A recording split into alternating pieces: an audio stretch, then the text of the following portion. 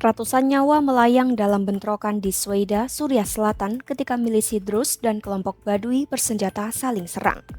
Di tengah ketegangan ini, Israel tiba-tiba melancarkan serangan udara terhadap militer Suriah yang sedang berupaya meredakan konflik. Serangan itu diklaim bertujuan melindungi suku Druze.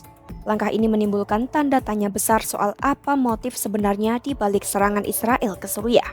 Simak selengkapnya dalam video berikut.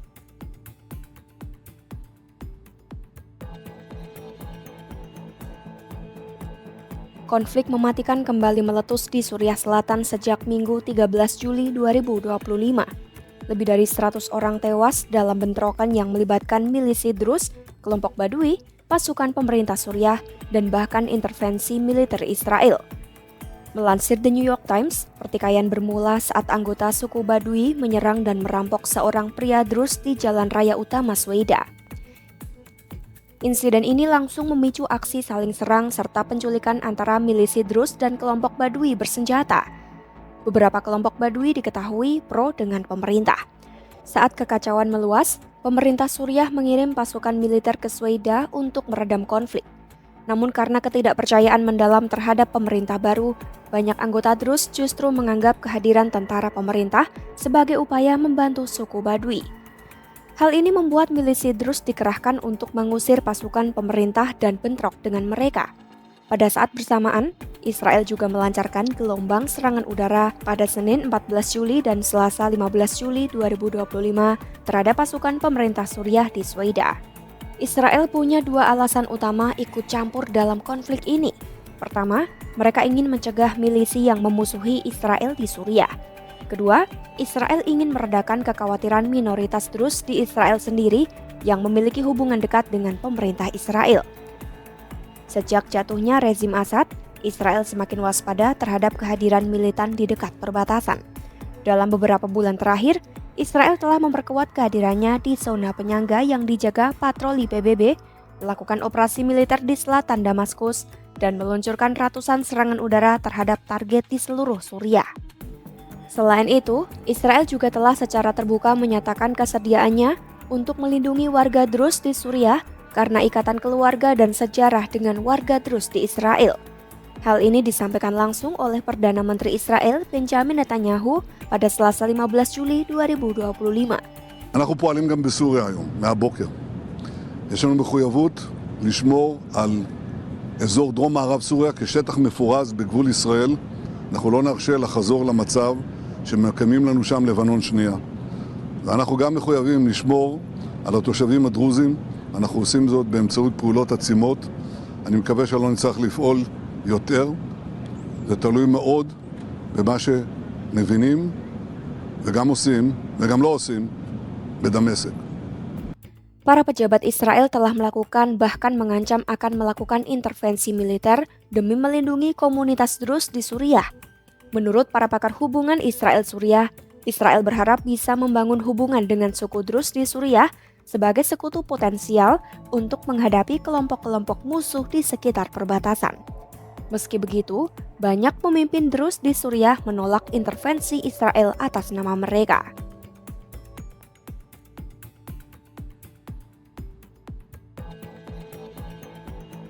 Suku Druze adalah kelompok minoritas di Suriah yang mewakili sekitar 3% dari total penduduk negara itu. Diperkirakan ada sekitar 1 juta suku Druze di dunia, dengan sebagian besar mereka berada di Suriah, Lebanon, dan Israel. Di Lebanon diperkirakan ada 200.000 orang Druze yang tersebar di pegunungan dan di wilayah selatan dekat perbatasan Israel dan Suriah. Sementara di Suriah, suku ini tersebar di 3 provinsi dekat dataran tinggi Golan. Diperkirakan ada 700.000 orang Druze di Suriah sebelum Perang Saudara meletus pada 2011. Selain itu, ada komunitas Druze di Yordania yang diperkirakan berjumlah 15.000 hingga 20.000 orang dan komunitas di luar Timur Tengah seperti di Amerika Utara dan Australia. Melansir The New York Times, sekitar 150 orang Druze tinggal di Israel Utara dan dataran tinggi Golan. Komunitas ini terbagi dalam 2 kelompok utama dengan sikap berbeda terhadap Israel. Banyak orang Druze yang tinggal di Israel beridentitas sebagai orang Israel. Mereka wajib militer, terlibat dalam konflik, dan aktif di lembaga kenegaraan.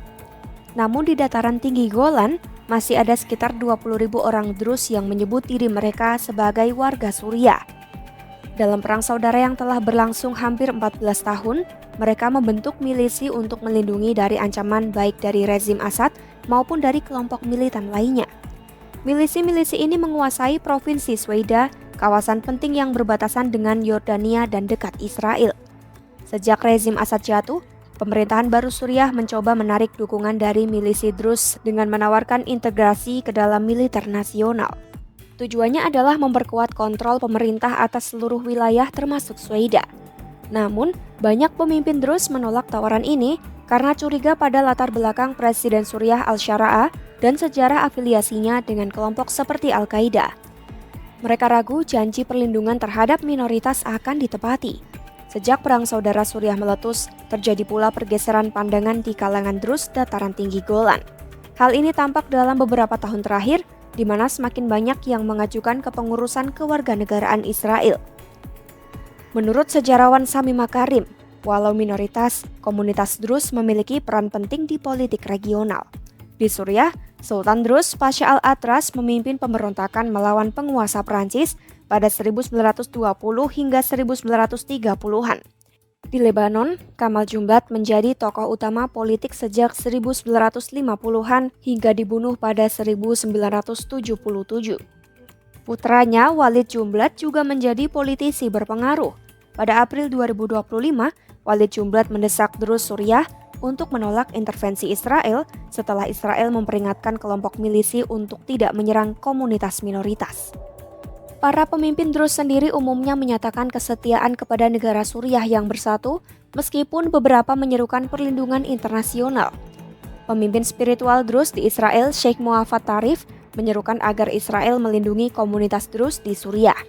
Namun pengamat menyebutkan saat ini terjadi perebutan pengaruh di antara komunitas Druze di 3 negara, Suriah, Lebanon, dan Israel. Komunitas Druze di Suriah sendiri umumnya memilih untuk tetap di pinggiran konflik dan mempertahankan wilayah mereka. Meski demikian, sebagian besar milisi Druze masih belum menemukan keserasian dengan pihak berkuasa baru pasca konflik. Israel mengaku melakukan serangan di Suriah untuk melindungi suku Druze yang dianggap terancam dalam konflik. Alasan ini diperkuat oleh hubungan khusus Israel dengan komunitas Druze di dalam negeri yang selama ini berperan aktif di militer dan politik. Simak terus informasi global terkini hanya di YouTube Kompas.com.